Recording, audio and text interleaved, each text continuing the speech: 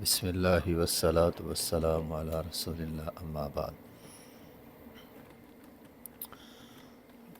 صفحہ نمبر ہے 240، آیت نمبر ہے 48 اور 49۔ اعوذ باللہ من الشیطان الرجیم، بسم اللہ الرحمن الرحیم۔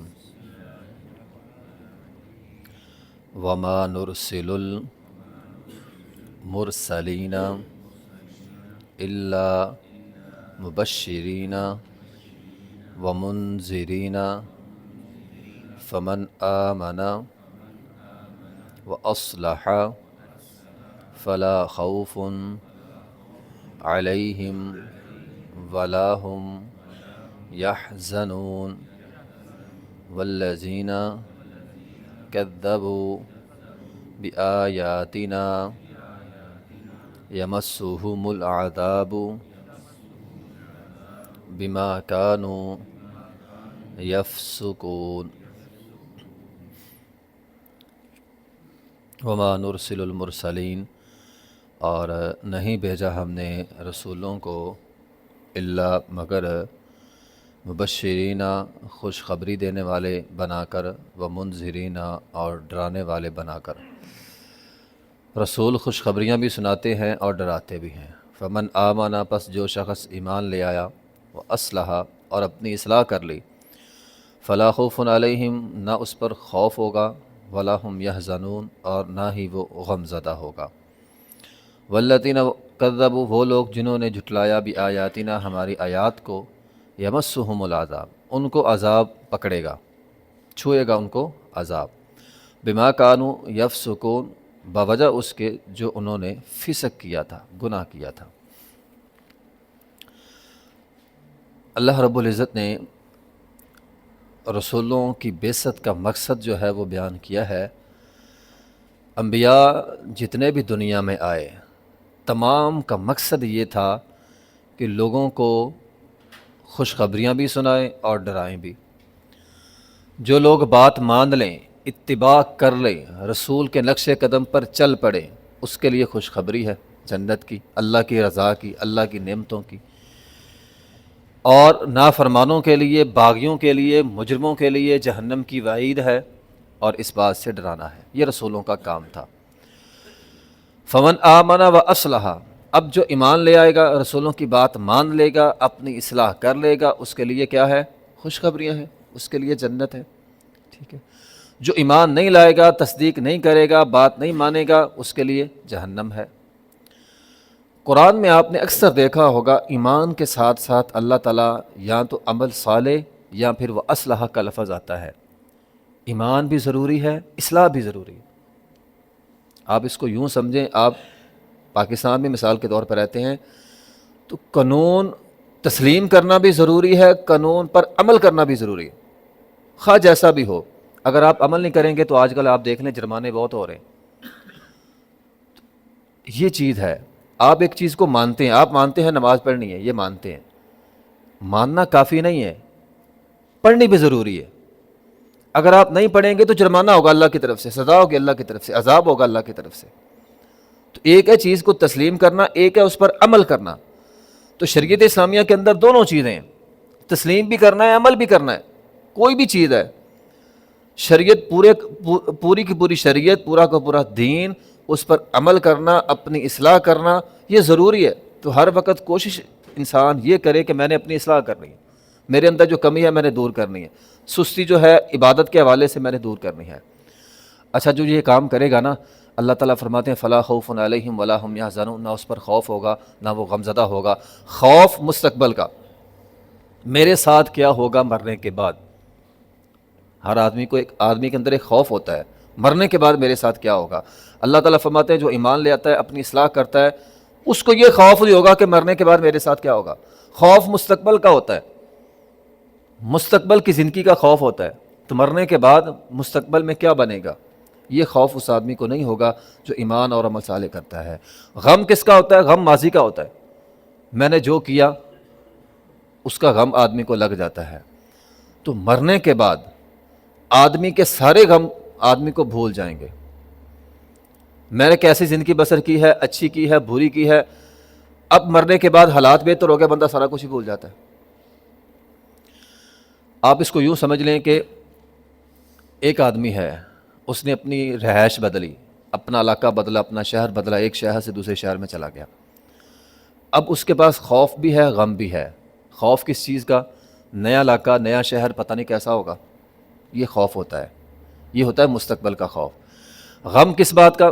یار پرانا علاقہ چھوٹ گیا, وہاں سارے اپنے تھے, چاہنے والے تھے, ارد و گواہ اچھے لوگ تھے, اب آدمی کو یہ غم بھی لگا رہتا ہے. تو اللہ تعالیٰ فرماتے ہیں جو بندہ نیک ہوگا, عمل صالح کرنے والا ہوگا, اس کا ہم یہ خوف بھی ختم کر دیں گے, یہ غم بھی ختم کر دیں گے. یعنی اس کو مستقبل کا خوف نہیں ہوگا, میدان محشر ہوگا, کیا ہوگا. اللہ تعالیٰ فرماتے ہیں اس کے لیے ساری مہربانی ہے, ٹھیک ہے. قبر اس کے لیے جو ہے وہ کھل جاتی ہے, روضۃ من ریاض الجنہ بن جاتی ہے, ٹھیک ہے. اور جو پیچھے چھوڑ گیا آدمی, بیمار ہو جائے نا, مرض الموت میں مبتلا ہو جائے, اسے ایک غم یہ بھی ہوتا ہے میرے بعد والوں کا کیا بنے گا, میرے بچے ہیں, بیوی ہے, وارث ہیں, ان کا کیا بنے گا. اللہ تعالیٰ فرماتے ہیں ہم جب اس کو بدلہ دیتے ہیں اسے پچھلا سارا بھول جاتا ہے. اور ویسے بھی ایک حدیث میں ہے, نبی علیہ الصلوۃ والسلام نے فرمایا جنت کا ایک چکر, جنت کا صرف ایک چکر, رہنا بعد میں صرف جنت کا ایک چکر اس آدمی کو جس نے دنیا میں کبھی سکھ نہیں دیکھا, کبھی اس نے سکھ نہیں دیکھا ساری زندگی غموں کے اندر. بعض لوگوں کا شکوہ ہوتا ہے نا, کبھی سکون آیا ہی نہیں زندگی میں, آرام ملا ہی نہیں. غم, ایک غم, دوسرا غم, تیسرا غم, چوتھا غم, غم کے اندر غم, اس کے اندر غم, ایک غم ختم ہوتا نہیں, چار اور شروع ہو جاتے. تو فرمایا وہ بندہ جس نے ساری زندگی غموں کے اندر گزاری ہے, جنت کا ایک چکر لگنے سے سارے غم بھول جائے گا. تو یہ ہے, نہ خوف ہوگا نہ غم ہوگا, اسے سارے غم بھول جائیں گے. اور اس کے الٹ بھی ہے, جس نے زندگی میں کبھی غم دیکھا ہی نہیں, سہولتیں, شاہی گھرانوں میں پلنے بڑھنے والا, امیر گھرانوں میں پلنے بڑھنے والا, جو زبان سے نکالا مل گیا, جو خواہش کی پوری ہو گئی. اللہ نہ کرے اگر عمل اچھے نہ ہوئے تو فرمایا جہنم کا ایک چکر لگنے سے دنیا کا سارا سکھ بھول جائے گا بندے کو. تو یہ ہے. تو بہرحال ایمان اور عمل صالح, آدمی ہر وقت کوشش کرے عمل صالح کی, اپنے اندر اصلاح کرنے کی. جو ایمان لے آیا, اپنی اصلاح کر لی, نہ اس پر خوف ہوگا, نہ مرنے کا ڈر, نہ میدان محشر کا ڈر, نہ برزخی زندگی کا ڈر, کسی قسم کا کوئی ڈر نہیں, کوئی خوف نہیں. پل صراط ہے, اللہ تعالیٰ گزار دے گا, ہر معاملہ اس کا آسان کر دے گا. فلا خوف علیہم ولا هم یحزنون, نہ اس پر خوف ہوگا اور نہ ہی غمزدہ ہوں گے. فرشتے موت کے وقت آئیں گے, اللہ تخافوا ولا تحزنوا, ہم آئے ہیں تیری روح قبض کرنے کے لیے, ڈرنا نہیں. وہ کہہ رہے ہیں, موت کے فرشتے اسے کہیں گے ہم تیری روح قبض کرنے کے لیے آئے, اللہ تخافوا ولا تحزنوا, تو نے ڈرنا نہیں, پریشان نہیں ہونا, ہم تجھے اللہ کی جنتوں میں لے کر جائیں گے. والذین کذبوا بآیاتنا, وہ لوگ جنہوں نے جھٹلایا ہماری آیات کو, جو نافرمان ہوں گے. موت کے فرشتے اس سے بھی آئیں گے نا, مار مار کر روح نکالیں گے. وہ آتا ہے نا کلا بل ران, وہ اسے اتنا ماریں گے وہ روح چھپے گی اس کی. فرمایا اس کے اندر گھس کر, فالمغیرات, اس کے اندر, والنازعات غرقا والناشطات, غرق ہو جائیں گے اس کے اندر, اندر جا کر اس کی روح کو نکالیں گے, مار مار کر نکالیں گے. والذین کذبوا بآیاتنا, جنہوں نے ہماری آیات کو جھٹلایا, یمسہم العذاب, ان کو عذاب چھوئے گا. یمس, مس کہتے ہیں ہر تکلیف کو جو انسان کو ملتی ہے, خواہ چھوٹی ہو بڑی ہو, ہر تکلیف کے اوپر یہ جملہ بولا جاتا ہے, مس. یمسہم العذاب, اسے تکلیف چھوئے گی, بما کانوا یفسقون, بوجہ اس کے جو انہوں نے فسق کیا. فسق کسے کہتے ہیں؟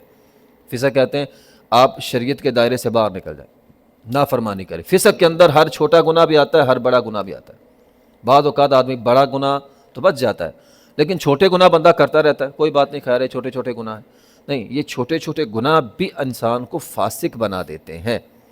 اور فاسق کے بارے میں قرآن سارا تقریباً بھرا پڑا ہے.